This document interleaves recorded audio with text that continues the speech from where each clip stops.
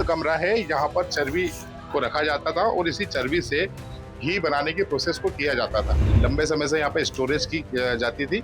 लगभग 75 से अधिक टीन जो है कैन है उसमें वो घी मिला है। यहाँ पर जो है जानवरों की चर्बी को इकट्ठा किया जाता था।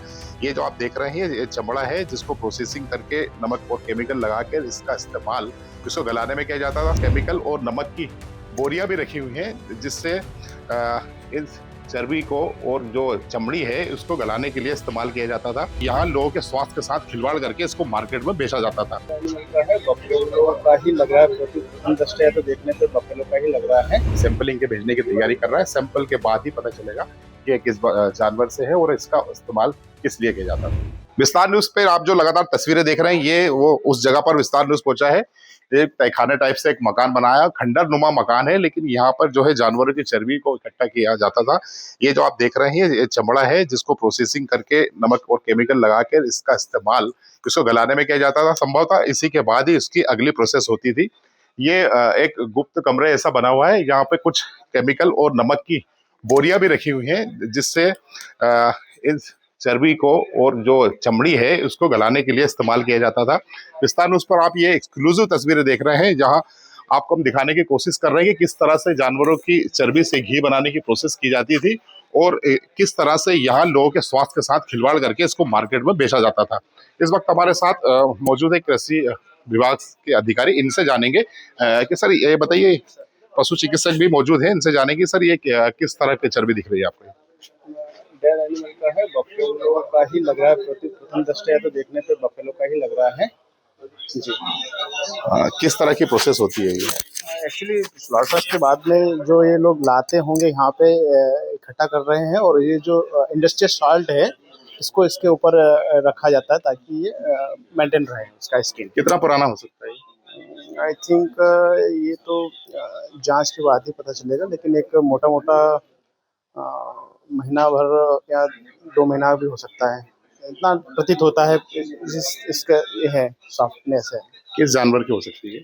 प्रथम दृष्टया तो देखने पे बफेलो का ही लग रहा है, ऊपरी तौर पे, और प्रथम दृष्टया पे पता चल रहा है कि ये बफेलो का ही है क्योंकि स्किन्स वगैरह पड़ी है तो बफेलो का ही प्रतीत हो रहा है, लेकिन फिर भी सैंपल लेके जांच के लिए भेज रहे हैं हम लोग।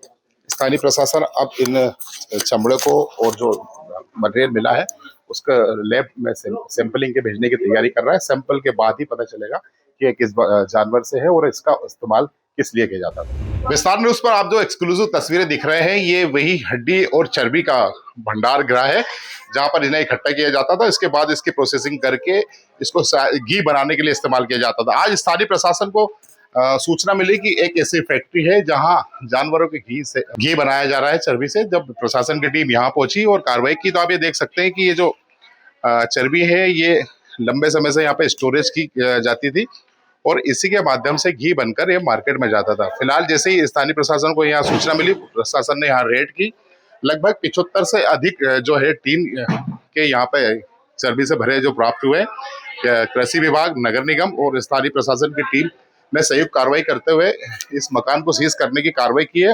हम आपको जो दिखाने की कोशिश कर रहे हैं ये वो गुप्त कमरा है, यहाँ पर चर्बी को रखा जाता था और इसी चर्बी से घी बनाने की प्रोसेस को किया जाता था। लगातार मिल रही शिकायतों के बाद जब आज कार्रवाई हुई तो यहाँ पर हड़कंप मच गया। लगभग 75 से अधिक टीन जो है कैन है उसमें वो घी मिला है जिसको प्रशासन ने जब्त कर लिया है। साथ ही दस्तावेजों की जांच की जा रही है। ये भी पता लगाया जा रहा है कि आखिरकार कितने समय से ये कारखाना जो है चर्बी से घी बनाने का चल रहा था। स्थानीय लोगों के द्वारा शिकायत की गई कि इमलीपुरा के पास जो बेगम पार्क के सामने एक आवासीय मकान में अवैध रूप से जो है पशुओं की कटिंग, उनके चर्बी निकालने, खाल और हड्डियों का एक कारखाना अवैध रूप से संचालित किया जा रहा है। तो हमारे द्वारा यहाँ पर पुलिस और नगर निगम की टीम के द्वारा संयुक्त रूप से जांच कार्रवाई की गई है और जो मौके पर स्थिति मिली है उसके आधार पर कार्रवाई की जा रही है। कितना माल मिला है? किसका आरोपी किसका मकान है?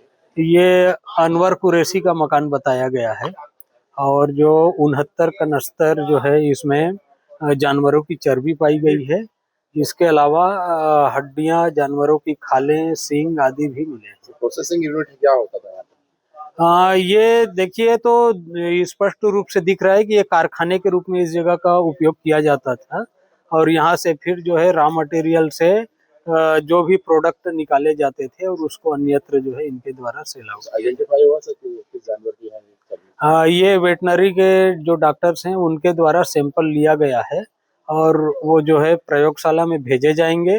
वहां से जांच के बाद ही ये क्लियर होगा कि ये कौन कौन से जानवरों के। अभी जो देखिए खाल वगैरह जो पकड़ाई हैं जो भी है हमने देखा है सैंपलिंग के अंदर, वो तो प्राइमरी तो ऐसा लग रहा है कि वो भैंसों की है। बाकी जो है वो फोरेंसिक जांच पे एग्जैक्ट जो है वो पता चलेगा। जो खाल जब्त हुई है जी। वो किस पशु की है? खाल अभी जो है वो भैंसों की पाई गई है। सर पूरी प्रोसेस क्या होगी लैब टेस्ट? लैब टेस्ट देखिए इनको हमारी जो लैब टेस्ट है जो पशुपालन विभाग जा रहा है वो हमारे यहाँ से जाता है मथुरा, तो उनको सैंपलिंग करके उनको सीलबंद करके वहाँ भेजा जा रहा है। फिर वहाँ से जो रिपोर्ट आएगी उसके आधार पर आगे की कार्रवाई की जाएगी। नकली घी बनाने की भी बात सामने आ रही है। देखिए तो हम नहीं बता सकते कि नकली घी है या क्या है, बस हम ये पता कर सकते हैं कि यहाँ जो है वो पशुओं के अंगों का और उनके जो बाई प्रोडक्ट होते हैं उस तरीके का कुछ कार्यक्रम यहाँ हो रहा है। कितने ड्रम माल मिला है यहाँ पर नकली तेल?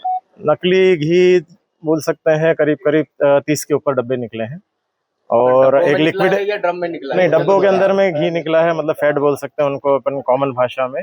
और जो ड्रम है उनके अंदर में लिक्विड ग्लूकोज के नाम से पैकिंग है, पर उसके अंदर क्या है वो फोरेंसिक जांच के बाद पता चलेगा।